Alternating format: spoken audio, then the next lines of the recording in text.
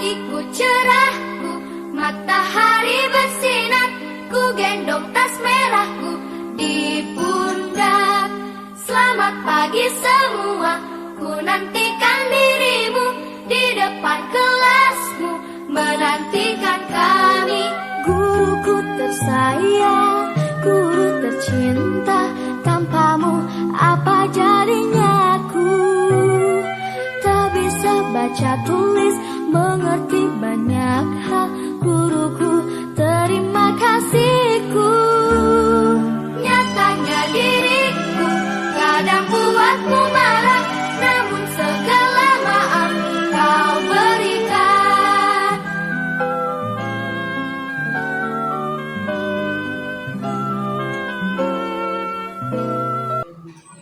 Assalamualaikum warahmatullahi wabarakatuh. Waalaikumsalam warahmatullahi wabarakatuh. Yang terhormat Ibu Kepala TK Pembangunan, Ibu Tisability. Yang terhormat dan saya banggakan rekan sejawat dan guru-guru TK Pembangunan.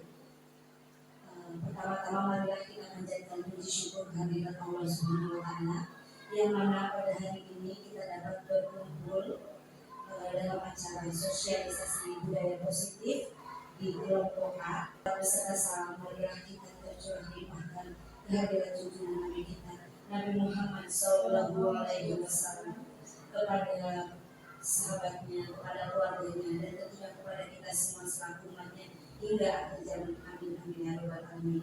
Di sini pertama yaitu sosialisasi budaya positif di TK Pembangunan, Kecamatan Manggelacan, Kabupaten Kuningan, dengan saya sendiri, Eti Supriyati SPD, CGP Angkatan 8, Kabupaten Kuningan.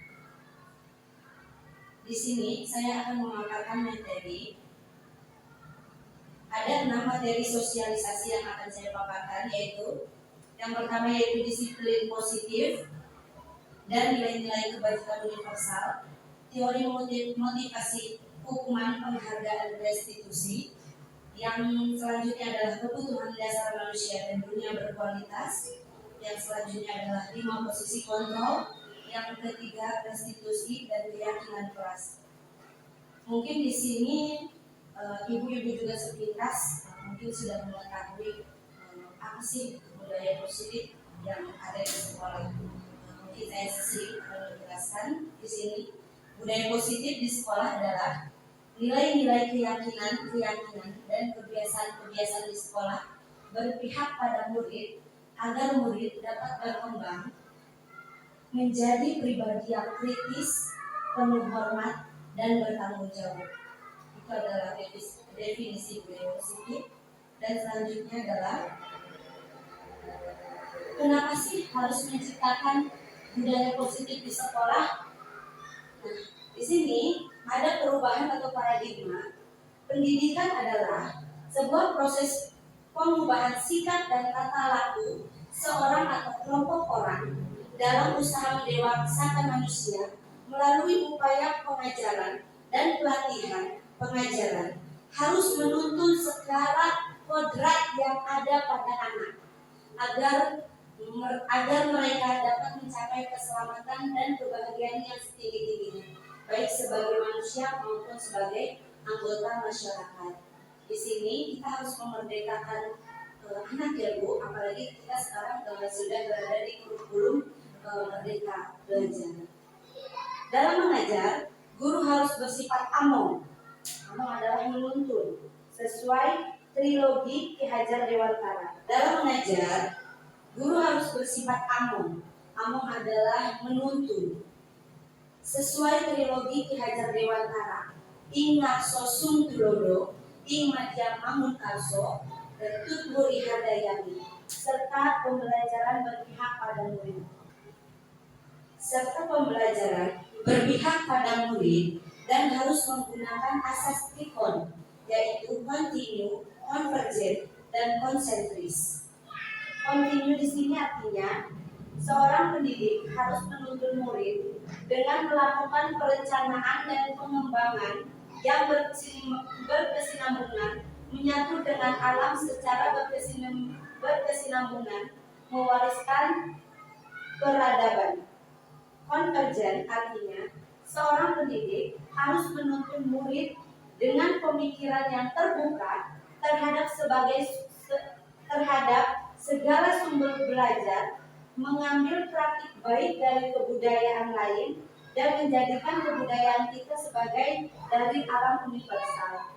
Dan yang terakhir yaitu konsentris, artinya seorang pendidik harus menuntun murid dengan berdasarkan pada kepribadian atau karakter dan budaya bangsa kita sendiri. Perubahan paradigma, sekolah itu harus mampu menyediakan lingkungan yang positif, aman, dan nyaman agar murid-murid mampu berpikir, bertindak, dan menciptakan dengan merdeka, mandiri, dan bertanggung jawab dalam menerapkan budaya positif berkaitan erat dengan kontrol guru terhadap siswa. Kita langsung masuk ke materi yang pertama, makna dari disiplin. Menurut Ki Hajar Dewantara menyatakan bahwa di mana ada kemerdekaan, disitulah harus ada disiplin yang kuat. Sesungguhnya disiplin itu bersifat self-disiplin, yaitu kita sendiri yang mewajibkan kita dengan sekeras-kerasnya, tetapi itu sama saja. Sebab jika kalau tidak cakap melakukan self-disiplin, wajiblah penguasaan lain mendisiplinkan diri kita. Perilaku buruk dilihat sebagai suatu kesalahan, sedangkan teori kontrolnya adalah semua perilaku memiliki tujuan. Lalu orang lain bisa mengontrol saya. Teori kontrolnya adalah hanya Anda yang bisa mengontrol diri Anda. Stimulus responnya adalah saya bisa mengontrol orang lain. Tetapi teori kontrolnya adalah Anda tidak bisa mengontrol orang lain. Memaksa ada pada saat rujukan atau gagal. Kolaborasi dan konsensus menciptakan pilihan-pilihan baru. Model berpikir menang kalah. Teori kontrolnya adalah model berpikir menang-menang. Di sini tujuan dari disiplin positif adalah menanamkan motivasi yang ketiga pada murid-murid kita, yaitu untuk menjadi orang yang mereka inginkan dan menghargai diri sendiri dengan nilai-nilai yang mereka percaya. Ketika murid-murid kita memiliki motivasi tersebut, mereka telah memiliki motivasi intrinsik yang berdampak jangka panjang, motivasi yang tidak akan terpengaruh pada adanya hukuman atau hadiah. Mereka akan tetap berperilaku baik dan berlandaskan nilai-nilai kebajikan karena mereka ingin menjadi orang yang menjunjung tinggi nilai-nilai yang mereka hargai. Disiplin positif dan nilai-nilai kebajikan universal. Nilai-nilai kebajikan adalah sifat positif manusia yang merupakan tujuan mulia yang ingin dicapai setiap individu. Nilai tersebut bersifat universal dan lintas bahasa, suku, bangsa, agama, maupun latar belakang. Setiap perilaku atau perbuatan memiliki satu tujuan. Itu menurut Dr. William Glasser pada teori kontrol pada tahun 1984. Dengan mengaitkan nilai-nilai kebajikan yang diyakini seorang, maka motivasi intrinsiknya akan terbangun.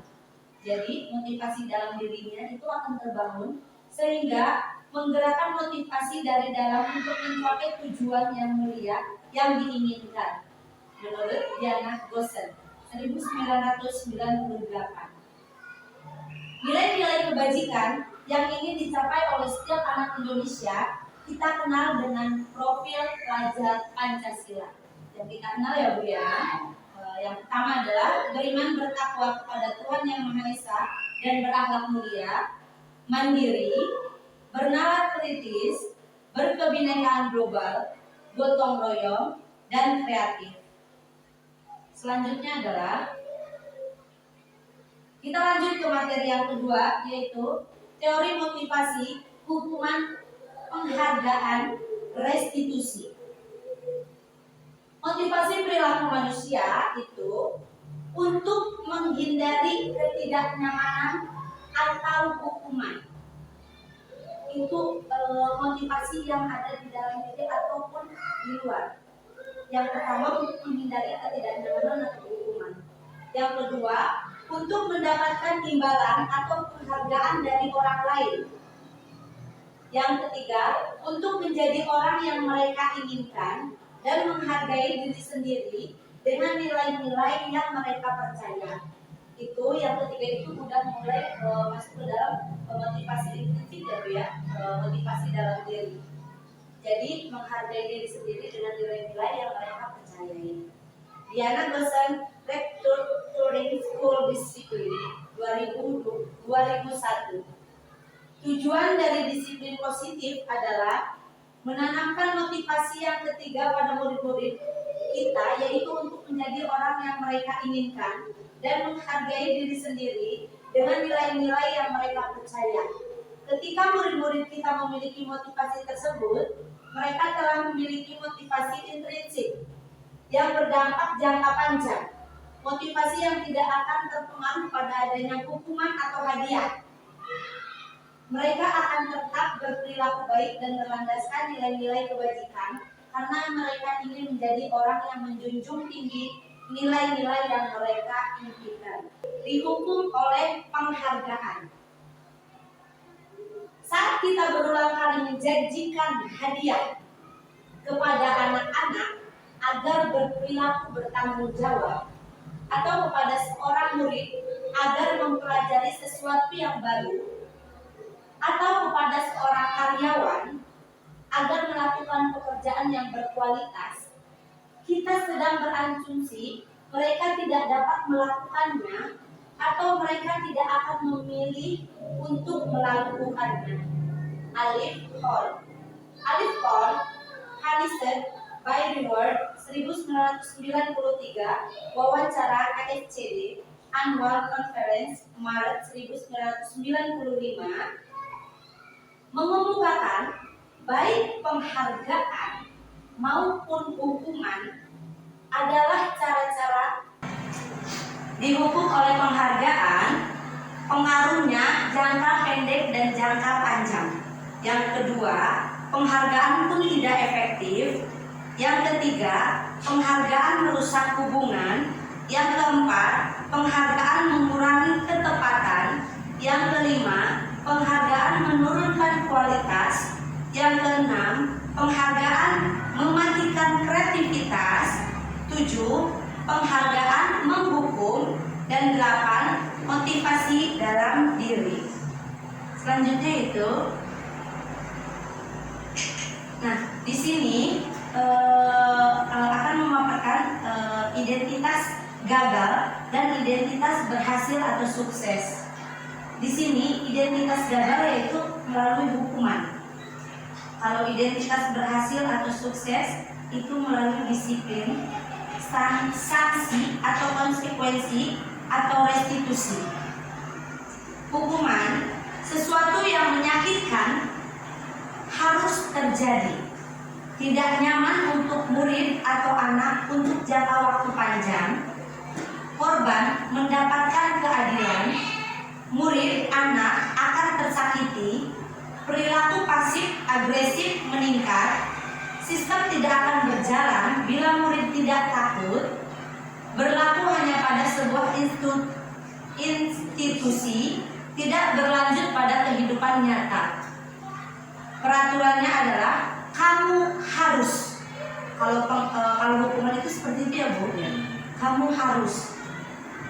Lalu murid anak membenci peraturan karena melalui hukuman seolah-olah dia setelah melakukan pelanggaran pada hukuman tersebut, mereka akan membenci peraturan itu sendiri ketika dia diberikan hukuman.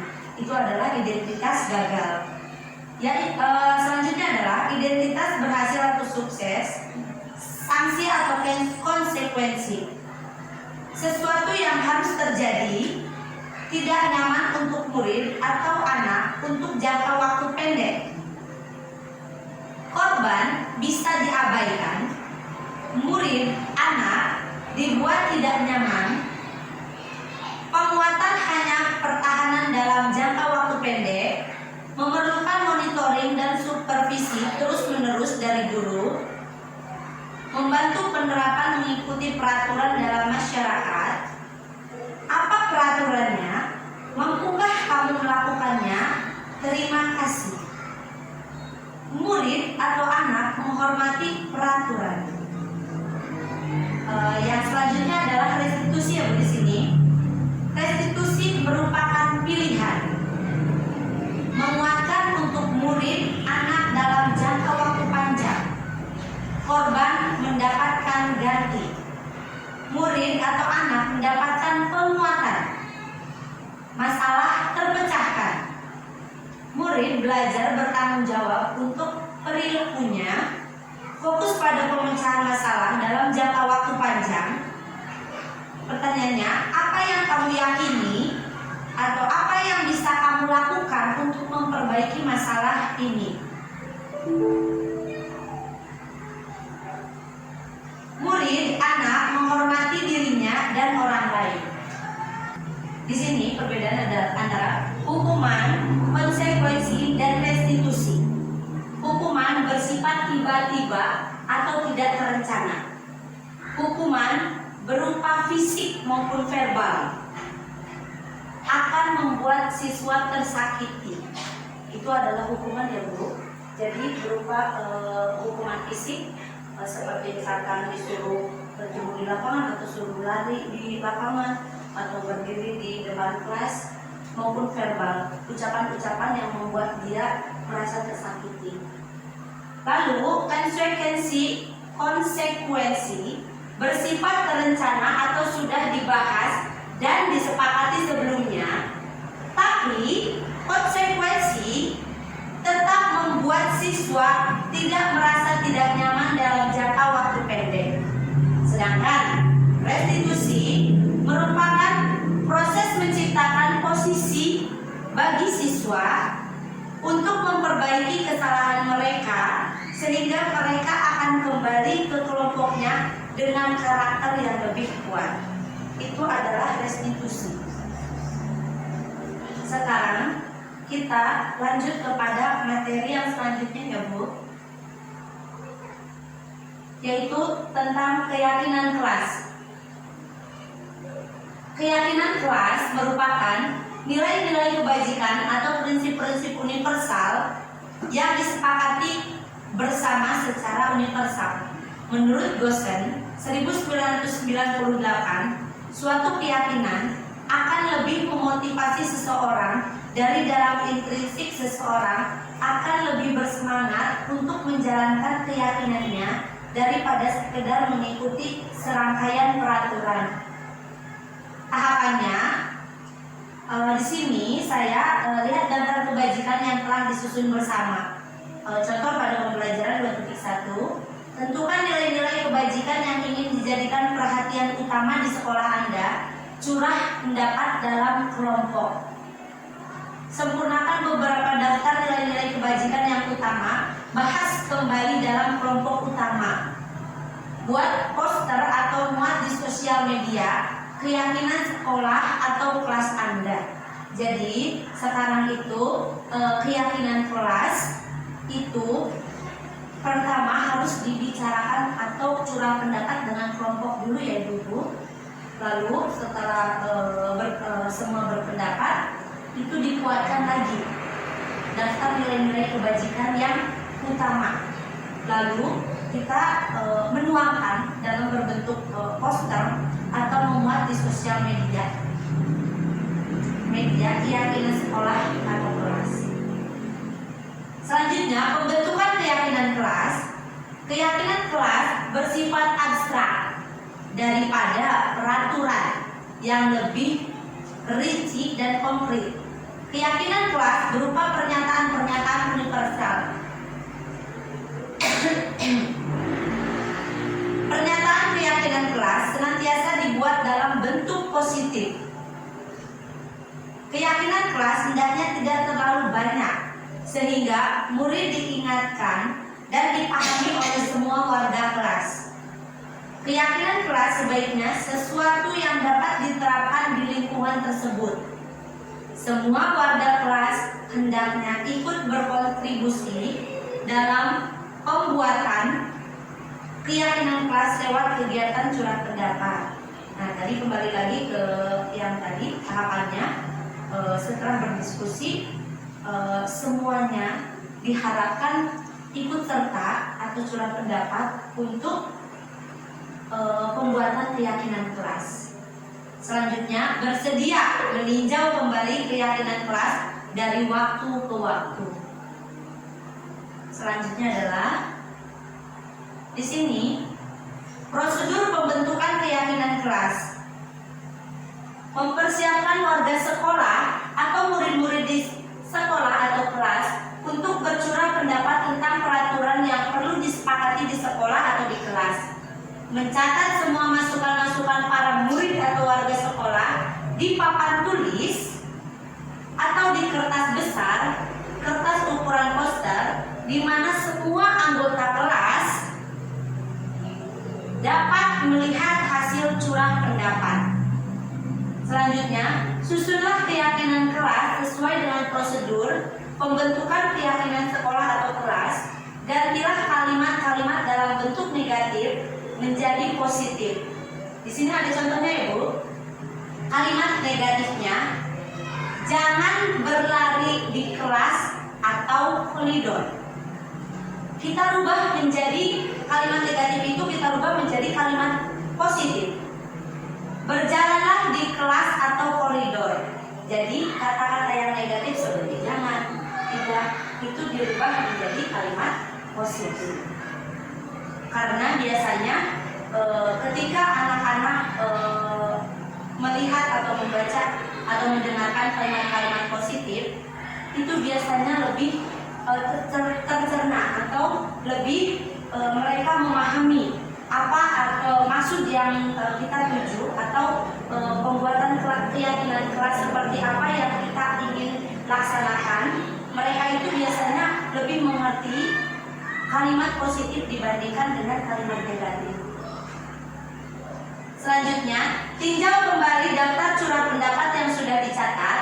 Anda mungkin akan mendapat bahwa pernyataan tertulis di sana masih banyak yang berupa peraturan-peraturan.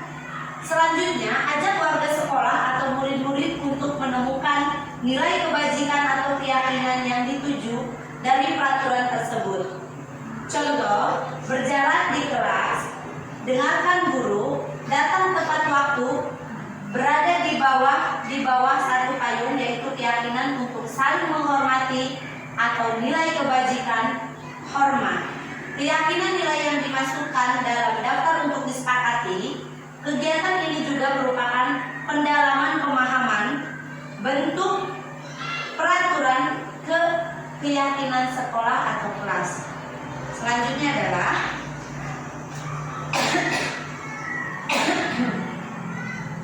tinjau ulang keyakinan sekolah atau kelas secara bersama-sama. Seharusnya setelah beberapa peraturan telah disatukan menjadi beberapa keyakinan, maka jumlah butir pernyataan atau keyakinan akan berkurang. Sebaiknya keyakinan sekolah atau kelas tidak terlalu banyak, Bu. Bisa berkisar antara 3 atau 7 prinsip keyakinan. Bila mana terlalu banyak, maka warga kelas akan sulit mengingatnya dan akibatnya sulit untuk dijalankan. Jadi peraturannya yang benar-benar sudah kita rencanakan dan sudah kita pertinjaukan dan kita kesepakatan bersama ya Bu. Selanjutnya, setelah keyakinan sekolah kelas selesai dibuat, maka semua warga kelas dipersilakan meninjau ulang dan menyetujuinya dengan menandatangani keyakinan sekolah atau kelas tersebut, termasuk guru dan semua warga murid. Keyakinan sekolah kelas selanjutnya bisa diletakkan di dinding kelas, di tempat yang mudah dilihat semua warga kelas. Selanjutnya adalah di sini adalah kegiatan pendalaman keyakinan kelas, seperti kegiatan seperti dan tidak tampak seperti. Contoh, tampak seperti, tidak tampak seperti, tabel E dari keyakinan. Di sini saya mengambil kelas 7 ya Bu. Di situ hormat. Tampak seperti, datang tepat waktu. Tidak tampak sepertinya, sering hadir terlambat. Tampak seperti, menyapa teman dan guru setiap hari. Tidak tampak seperti, tak acuh kepada teman dan guru. Tidak tampak seperti, mengembalikan barang teman yang telah dipinjam dan mengucapkan terima kasih. Tidak tampak seperti, tidak mengembalikan barang yang telah dipinjam dan meletakkan sembarangan. Lalu yang selanjutnya adalah bekerja. Tampak seperti, tekun bekerja dan menyimak guru. Tidak tampak sepertinya, tidak mendengarkan guru dan acuh tak acuh. Tampak seperti, menyerahkan tugas tepat waktu. Tampak tidak tampak seperti, tugas tidak diberikan. Dan tampak seperti, memberikan hasil terbaik. Tidak tampak seperti, asal-asalan mengerjakan tugas. Rasa diterima dan dimiliki, tampak seperti melibatkan semua anggota kelompok. Tidak tampaknya mengucilkan salah satu teman kita. Tampak sepertinya memberikan kata-kata atau komen membesarkan hati bila teman kita berhasil. Tidak tampak sepertinya marah atau iri atas keberhasilan teman kita. Di sini saya mempunyai contoh lagi, yaitu tabel Y.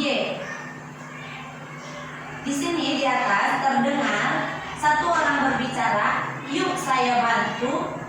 Kita bisa selesaikan ini bersama. Terima, tolong ya, permisi, boleh saya pinjam?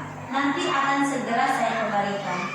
Di bawahnya terlihat sendiri yaitu berempati terhadap perasaan orang lain, memegang barang milik orang lain hanya dengan izinnya. Mendengarkan dengan seksama, senantiasa berbuat baik dan berbagi.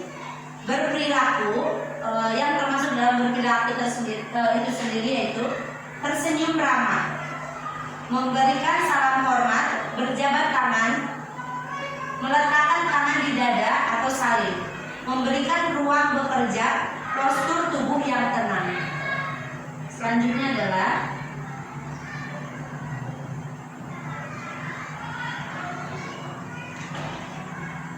di sini ada contoh lagi kegiatan tugas saya, tugas kamu, tugas guru dan tugas murid.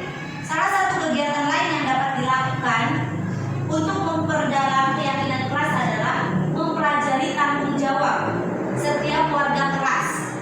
Keyakinan bertanggung jawab serta hak seorang adalah sesuatu yang diungkapkan oleh Ki Hajar Dewantara tentang menumbuhkan murid yang merdeka.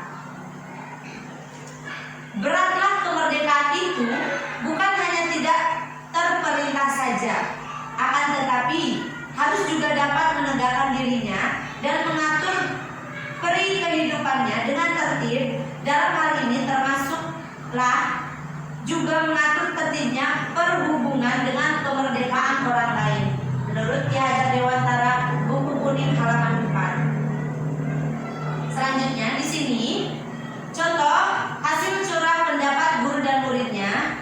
Tugas saya, tugas kamu. Tugas saya adalah guru ya Bu, dan tugas kamu adalah sebagai murid-murid. Guru tugasnya yang pertama mengajar, mendidik, menjawab pertanyaan, memberi nilai, mengatur kelas, menegakkan peraturan kelas atau sekolah, menjalankan keyakinan kelas, peduli terhadap semua murid. Murid tugasnya yang pertama belajar, mencoba, menghasilkan yang terbaik dari diri, bertanya jika tidak paham, mengikuti peraturan, menjalankan keyakinan kelas, mendengarkan, dan memeriksa tugas kembali. Dan di bawahnya, guru tugasnya bukan pertama, menyakiti atau disakiti. Kedua, memaksa kamu untuk belajar. Jadi kalau misalkan memang anak tidak mau belajar, kita jangan terlalu memaksakan ya Bu, tapi kita mengarahkan. Kalau memang si anaknya tidak mau belajar sama sekali, kita biasanya harus dilihat dulu. Kenapa anak ini tidak mau belajar? Biasanya dengan berkonsultasi dengan rekan sejawat atau juga bisa berkonsultasi dengan orang tua muridnya. Lalu merapikan barang-barang murid. Jadi ketika setelah kegiatan selesai atau ketika anak-anak sedang bermain, guru tugasnya bukan untuk merapikan barang-barang muridnya, menyiapkan makan atau barang-barang alat tulis. Nah, biasanya itu kalau misalkan kelompok A, biasanya itu belum memahami atau belum tahu ya Bu ya, nama atau lokernya sendiri. Di situ juga kita kembali lagi seperti yang tadi, kita mengarahkan. Tapi kita jangan mengambil atau menyiapkan barang punya anak-anak, tapi kita mengarahkan. Anak nantinya yang mengambil sendiri. Murid tugasnya bukan menyakiti atau disakiti, yang kedua mengeluh, yang ketiga merusak barang pribadi atau orang lain, yang keempat melakukan tugas guru, yang selanjutnya adalah memutuskan untuk teman kamu. Selanjutnya adalah di sini materi yang selanjutnya adalah kebutuhan dasar manusia dan dunia berkualitas. 5 kebutuhan dasar manusia. Seluruh tindakan manusia memiliki tujuan tertentu. Semua yang kita lakukan adalah usaha terbaik kita untuk mendapatkan apa yang kita inginkan. Ketika kita mendapatkan apa yang kita inginkan, sebetulnya saat itu kita sedang memenuhi satu atau lebih dari kebutuhan dasar kita tanpa kita sadari ya Ibu, yaitu kebutuhan untuk pertama bertahan hidup atau survival, kedua kasih sayang dan rasa diterima, love and belonging, ketiga kebebasan, freedom, keempat kesenangan atau fun, dan penguasaan atau power. Ketika seorang murid melakukan suatu perbuatan yang bertentangan dengan nilai-nilai kebajikan atau melanggar peraturan, hal itu sebenarnya dikarenakan mereka gagal memenuhi kebutuhan dasar mereka. Nah, di bawah itu adalah teori kebutuhan manusia, Ibu.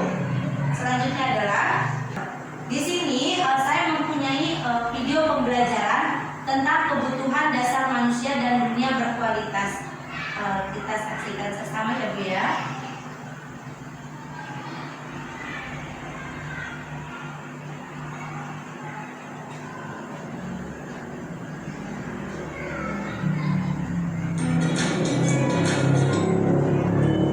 Salam dan bahagia Ibu dan Bapak guru hebat.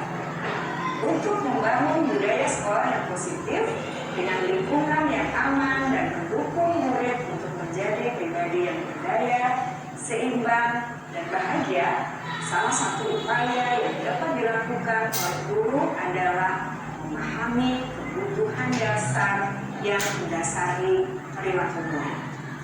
Pada video kali ini, kita akan membahas tentang 5 kebutuhan dasar manusia.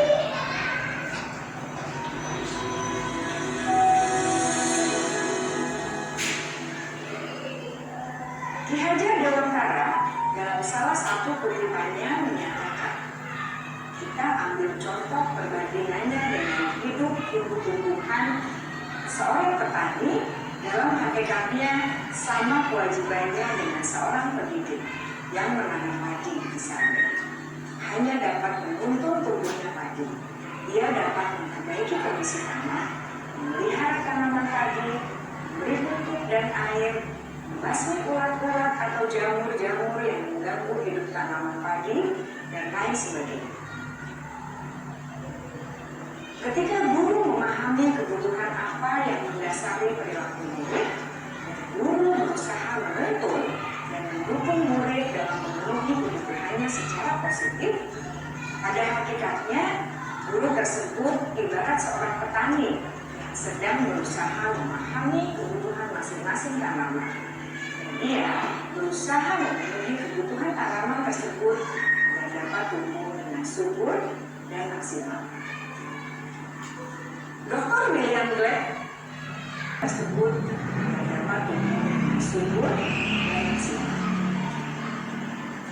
Dr. William Glasser, seorang psikiater dari Amerika Serikat, menyatakan bahwa seluruh tindakan manusia memiliki tujuan tertentu, yaitu memenuhi kebutuhan dasarnya.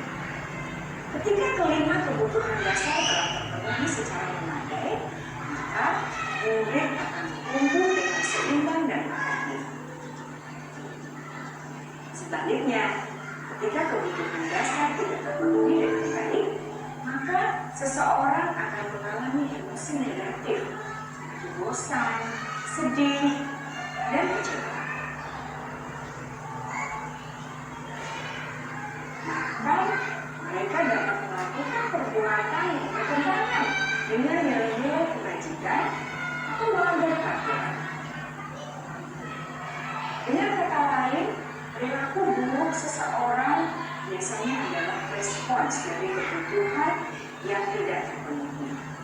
Namun, mereka tidak tahu cara untuk menyembuhkan. Ada 5 kebutuhan dasar manusia menurut Dr. William Glasser, yaitu yang pertama, kebutuhan untuk bertahan hidup atau survival. Yang kedua, kebutuhan untuk merasa diterima atau love and belonging. Yang ketiga, kebutuhan akan kebebasan atau freedom. Keempat, kebutuhan akan kesenangan atau fun. Dan yang kelima, kebutuhan akan kekuasaan atau power.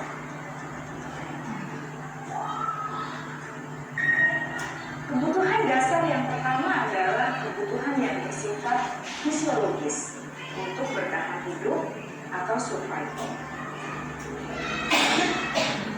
Misalnya, kesehatan, dan makanan. Kebutuhan biologis sebagai bagian dari proses reproduksi termasuk kebutuhan untuk tetap bertahan hidup. Kebutuhan untuk merasa aman juga termasuk dalam kebutuhan ini.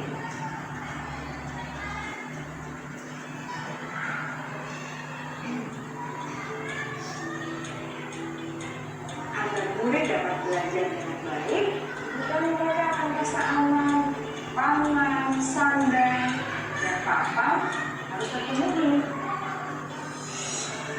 Bagaimana mungkin mereka dapat belajar dengan baik bila mereka datang ke sekolah dengan perut yang lapar atau bila rumah mereka kebanjiran?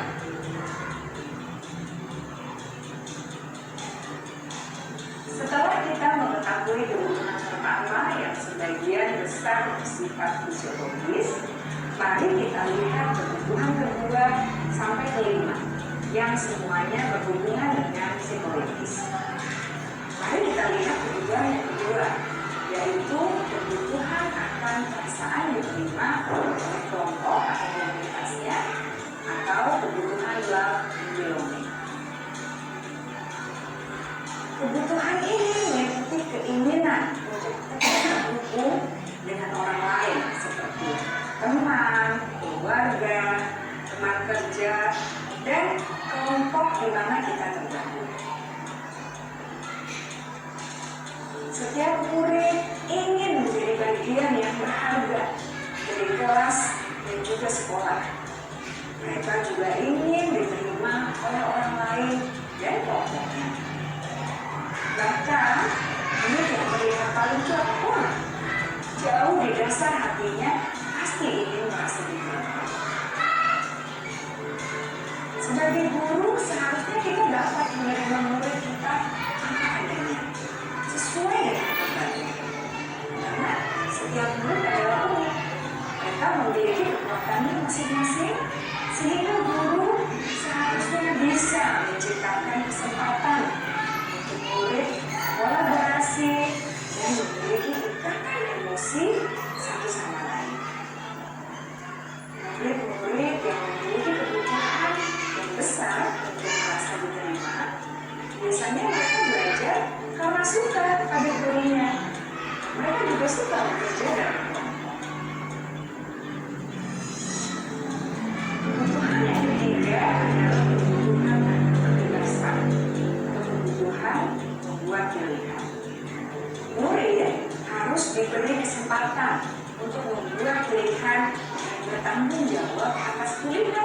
mereka telah ambil.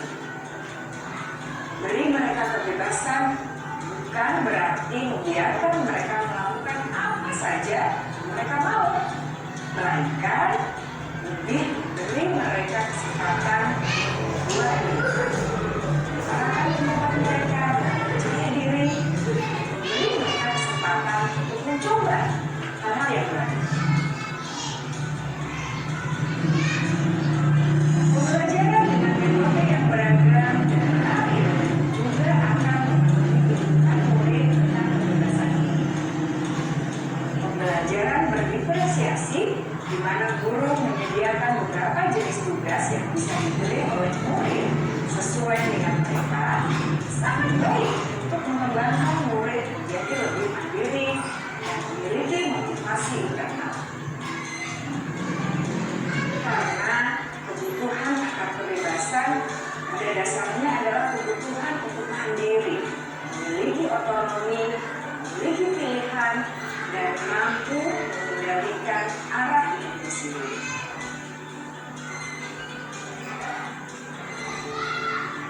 Kebutuhan yang keempat adalah kebutuhan kesenangan. Bayangkan Bapak Ibu, hidup tanpa rasa senang. Kapan menjadi ulangnya? Dosen menghubungkan kebutuhan akan kesenangan dengan belajar. Jangan sepelekan kebutuhan murid untuk merasa senang di kelas. Sebagai guru, jangan ragu-ragu untuk dengan sengaja memasukkan kegiatan yang menyenangkan dalam kelas. Murid-murid dengan kebutuhan dasar kesenangan yang tinggi ingin menikmati apa yang mereka lakukan. Mereka juga konsentrasi tinggi saat mengerjakan hal-hal yang disenangi. Jadi terampil diakui pencapaian dan keterampilannya, dibenarkan, bisa membuat dampak berpengaruh dan memiliki rasa peduli. Mereka sebaiknya diberi kesempatan untuk membuat keputusan tentang hal-hal yang penting dalam hidupnya dan tidak merasa dikontrol oleh sistem sekolah. Pada murid yang telah menginjak usia remaja, seringkali mereka merasa tidak memegang kendali atas kehidupannya sendiri, karena guru kerap-kali berpengaruh dalam mengambil keputusan. Murid-murid yang memiliki kebutuhan dasar akan penguasaan yang tinggi biasanya selalu ingin menjadi pemimpin. Mereka juga suka mengamati sebelum mencoba hal-hal yang baru. Mereka juga perfeksionis dan merasa kecewa bila melakukan kesalahan.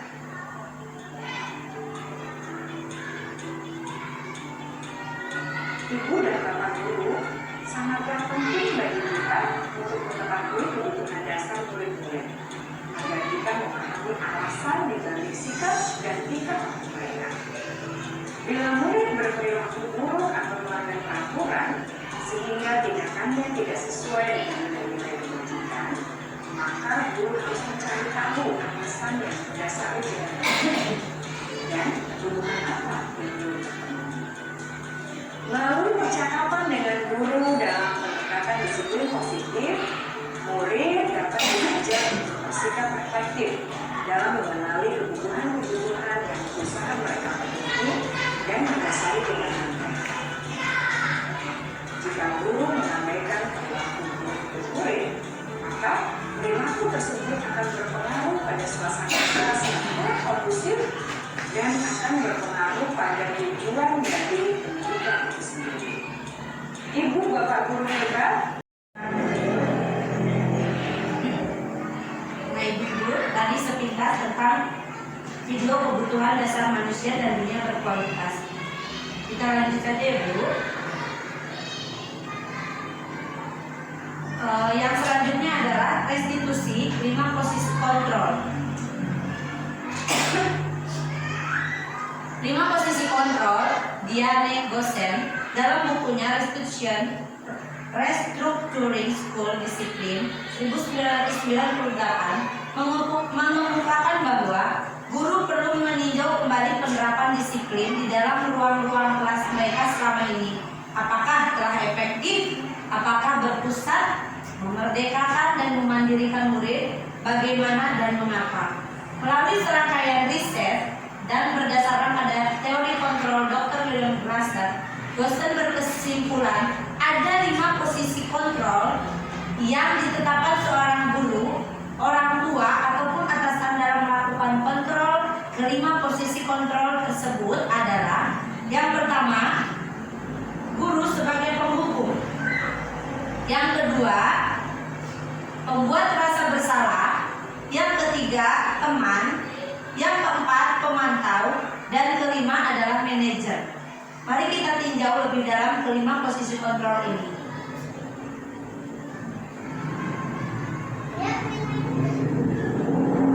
Penghukum, seorang penghukum bisa menggunakan hukuman fisik maupun verbal. Orang-orang yang menjalani posisi penghukum senantiasa mengatakan bahwa sekolah memerlukan sistem atau alat yang dapat lebih menekankan murid-murid lebih dalam lagi. Guru-guru yang menerapkan posisi penghukum atau berkata, "Patuhilah aturan saya," atau "awas, kamu selalu saja salah. Pasti selalu yang terakhir selesai." Guru seperti ini senantiasa percaya hanya ada satu cara agar pembelajaran bisa berhasil, yaitu cara dia. Selanjutnya yaitu pembuat merasa bersalah. Pada posisi ini biasanya guru akan bersuara lebih lembut. Pembuat merasa bersalah akan menggunakan keheningan yang membuat orang lain merasa tidak nyaman, bersalah atau rendah diri. Kata-kata yang keluar dengan lembut akan seperti, "Ibu sangat kecewa sekali dengan kamu. Berapa kali Bapak harus memberitahu kamu ya? Gimana coba kalau orang tua kamu tahu kamu berbuat begini?" Di posisi ini, murid akan memiliki penilaian diri yang buruk tentang mereka. Murid merasa tidak berharga dan telah mengecewakan orang-orang di sekitarnya. Posisi kontrol yang selanjutnya yaitu adalah teman. Guru pada posisi ini tidak akan menyakiti murid, namun akan tetap berupaya mengontrol murid melalui persuasi. Posisi teman pada guru bisa negatif atau positif. Positif di sini berupa hubungan baik yang terjalin antara guru dan murid. Guru di posisi teman menggunakan hubungan baik dan humor untuk mempengaruhi seseorang. Mereka akan berkata, "Ayolah, bantulah demi Bapak ya. Ayo, ingat tidak bantuan Bapak selama ini? Ya, sudah, kali ini tidak apa-apa. Nanti Ibu bantu bereskan." Hal negatif dari posisi teman adalah bila suatu saat guru tersebut tidak membantu, maka murid akan kecewa dan berkata, "Saya pikir Bapak Ibu teman saya." Murid merasa dikecewakan dan tidak mau lagi berusaha. Hal ini yang mungkin timbul adalah murid hanya akan bertindak untuk guru tertentu dan tidak untuk guru lainnya. Murid akan tergantung pada guru tersebut. Selanjutnya yaitu pemantau. Pemantau berarti mengawasi.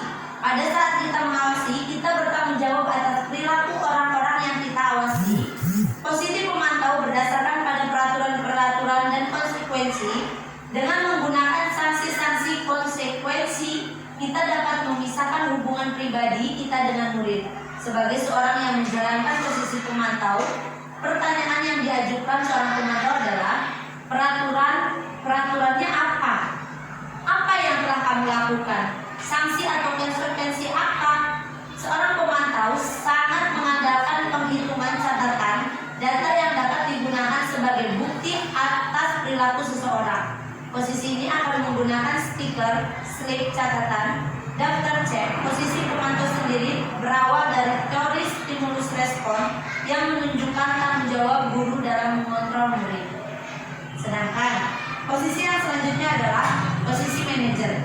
Posisi terakhir manajer adalah posisi di mana guru berbuat sesuatu bersama dengan murid, mempersilahkan murid mempertanggungjawabkan perilakunya, mendukung murid agar dapat menemukan solusi atau permasalahannya sendiri.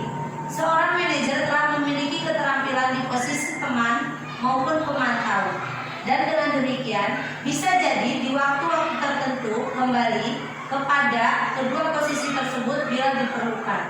Namun bila kita menginginkan murid-murid kita menjadi manusia yang merdeka, mandiri, dan bertanggung jawab, maka kita perlu mengacu kepada restitusi yang dapat menjadikan murid kita seorang manajer bagi dirinya. Pertanyaannya seperti, apa yang kita yakini? Apakah kamu meyakininya? Jika kamu meyakininya, apakah kamu bersedia memperbaikinya?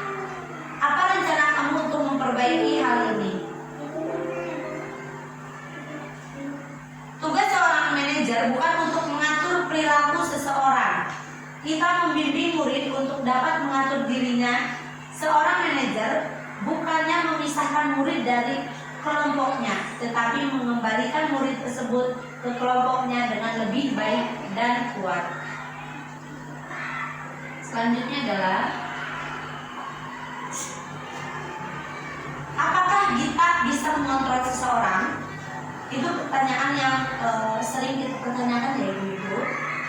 Di sini ada jawabannya. Menurut Dr. William Glasser meluruskan beberapa miskonsepsi tentang makna kontrol.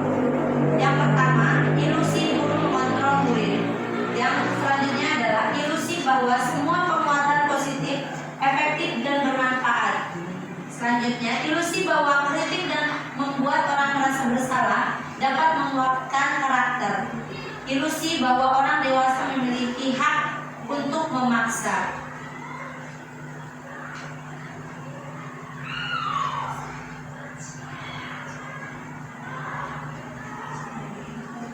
Di sini saya juga mempunyai video ya Bu tentang 5 posisi kontrol.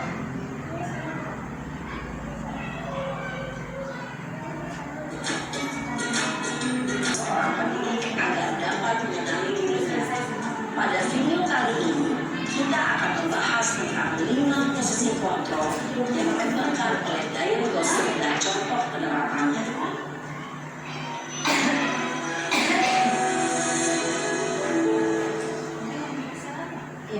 5 posisi kontrol itu adalah 1.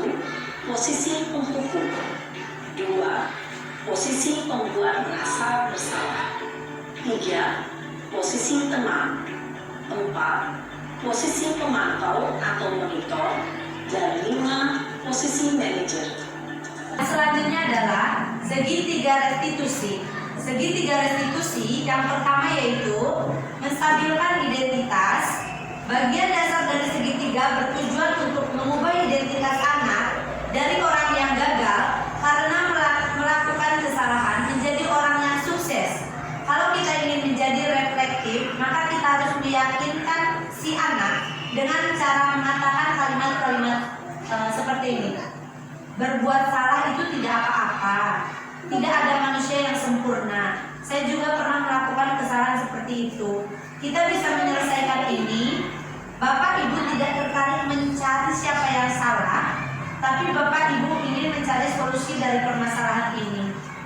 Kamu berhak merasa begitu, dan apakah kamu sedang menjadi teman yang baik buat dirimu sendiri? Segitiga restitusi yang selanjutnya adalah validasi tindakan yang salah. Setiap tindakan kita dilakukan dengan suatu tujuan, yaitu memenuhi kebutuhan dasar. Kalau kita memahami kebutuhan dasar apa yang mendasari sebuah tindakan, kita akan bisa menemukan cara-cara paling efektif untuk memenuhi kebutuhan tersebut. Kalimat-kalimat di bawah ini mungkin dapat terdengar asing buat guru, namun bila dikatakan dengan nada tanpa menghakimi atau memvalidasi kebutuhan mereka, contohnya adalah, padahal kamu bisa melakukan yang lebih buruk dari India. Kamu pasti punya alasan mengapa melakukan hal itu. Kamu patut bangga pada dirimu sendiri karena kamu telah melindungi sesuatu yang penting buatmu. Kamu boleh mempertahankan sikap itu, tapi kamu harus menambahkan sikap yang baru. Yang selanjutnya yaitu menanyakan keyakinan. Teori kontrol menyatakan bahwa kita pada dasarnya termotivasi secara internal ketika identitas sukses telah tercapai, langkah 1 dan tingkah laku yang salah telah divalidasi atau langkah 2, maka anak akan siap untuk dihubungkan dengan nilai dan kepercayaan dan berpindah menjadi orang yang dia inginkan. Pertanyaan-pertanyaan di bawah ini menghubungkan keyakinan anak dengan keyakinan kelas atau keluarga. Yang pertama adalah apa yang kita percaya sebagai kelas atau keluarga, apa nilai-nilai umum yang kita telah sepakati, apa bayangan kita tentang kelas yang ideal, atau kamu mau jadi orang seperti apa. Mungkin itu Bu, materi pemaparan sosialisasi budaya positif yang telah paparkan, yang akan insya Allah kita akan membudayakan positif itu di sekolah kita, yaitu di sekolah kita pembangunan. Seperti tadi kita akan membuat kebiasaan-kebiasaan baik yang telah kita lakukan selama ini. Memang kita itu melakukannya tanpa kita sadari itu adalah budaya positif di sekolah. Tapi yang kita harapkan adalah semoga kita dapat konsisten dalam melakukan atau menjalankan budaya positif di sekolah. Dan saya juga insya Allah akan menerapkan keyakinan kelas untuk TK pembangunan baik di kelompok A yang kita maupun di kelompok B. Setelah hasilnya telah kita sepakati bersama dan kita bertinjau, kita akan membuat keyakinan kelas itu untuk dipajang agar si anak-anak itu mengerti dan memahami dan mengingat bahwa apa yang telah kita yakini bersama untuk supaya menjadi tujuan agar budaya positif di sekolah di TK pembangunan khususnya berjalan dengan lancar. Mungkin sekian Bu pemaparan materi dari saya, sosialisasi budaya positif. Jika ada kata-kata dan perbuatan saya yang kurang berkenan, saya mohon maaf. Saya akan tutup dengan taufiq wal hidayah. Assalamualaikum warahmatullahi wabarakatuh. Waalaikumsalam.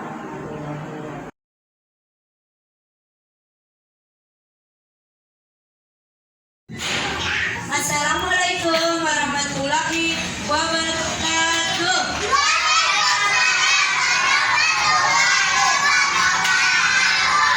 Selamat pagi anak-anak. Good morning children. Belajar izin berangkat TK. Apa kabarnya? Luar biasa. Allahu Akbar. Good morning everybody, how are you? Good morning everybody, how are you? Good morning to you, good morning to me. Good morning everybody, how are you? Senin, Selasa, Rabu, Kamis, Jumat, Sabtu, Minggu. Kita Senin, lekas kita, anak yang pemalas kita naik. Hari ini anak TK kegiatannya mau Apa Bu itu?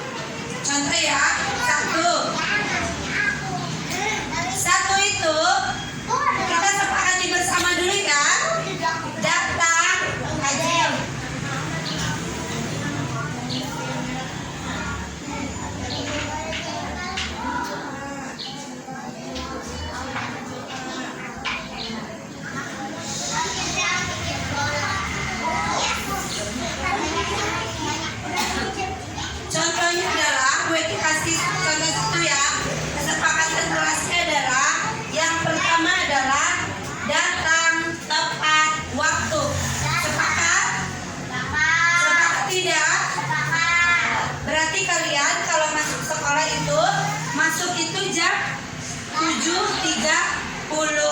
Berarti kalian harus datang tepat waktu. Angkatan kelas, kita sepakati dulu ya. Yang pertama, datang tepat waktu. Siapa lagi yang mau ngasih pendapatnya? Yang Jehan, apa Jehan? Datang tepat waktu. Siapa yang mau memberikan pendapatnya? Boleh, Jehan. Ya, betul. Kata Jehan, kita harus berpakaian rapi setiap hari. Setuju tidak?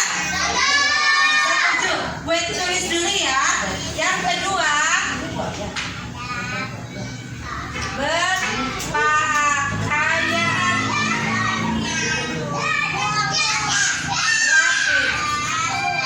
Lalu siapa lagi? Siapa lagi angkat tangan?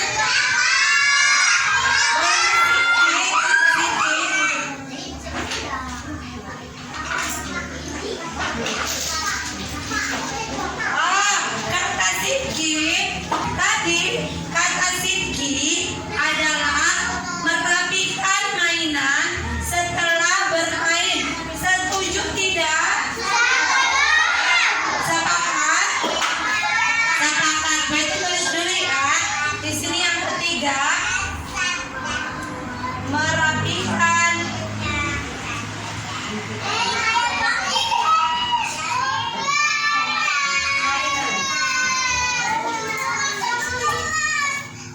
setelah bermain. Yuk, siapa lagi? Azril. Azril apa? Sip. Tuh, kata Azril membuang sampah pada tempatnya. Setuju tidak? Sepakat tidak? Berarti kalau membuang sampah kemana? Ke tempat sampah. Gue ditulis dulu ya.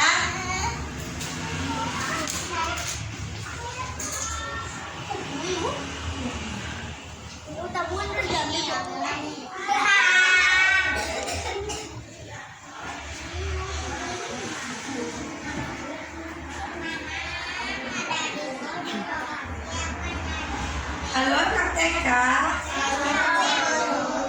Kita sudah membuat kesepakatan kelas. Sekarang Weti bacakan lagi ya. Kesepakatan kelas kelompok B.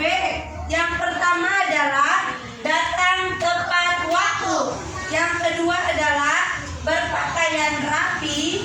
Yang ketiga, merapikan mainan setelah bermain. Yang keempat, membuang sampah pada tempatnya. Dan nanti kalau misalkan kalian masih ada pendapat lagi, kalian boleh bilang ke Bu Guru ya. Sepakat tidak? Sepakat. Terima kasih sayang.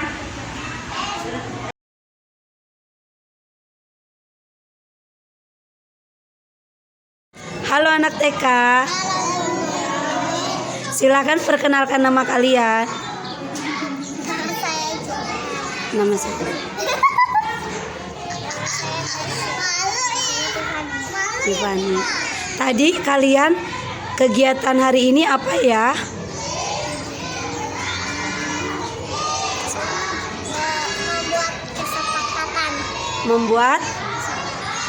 Membuat kesepakatan kelas. Apa sih yang kalian sepakati? Salah satunya apa sayang? Buang sampah di tempatnya. Buang sampah pada tempatnya. Apa sayang? Merapikan mainan. Apalagi? Oh, datang tepat waktu. Hebat Jehan. Oh, berpakaian rapi Tasya. Sekarang Bu Guru mau tanya, kalian senang tidak sih belajar sama Bu Guru? Senang. Terima kasih sayang ya. Assalamualaikum.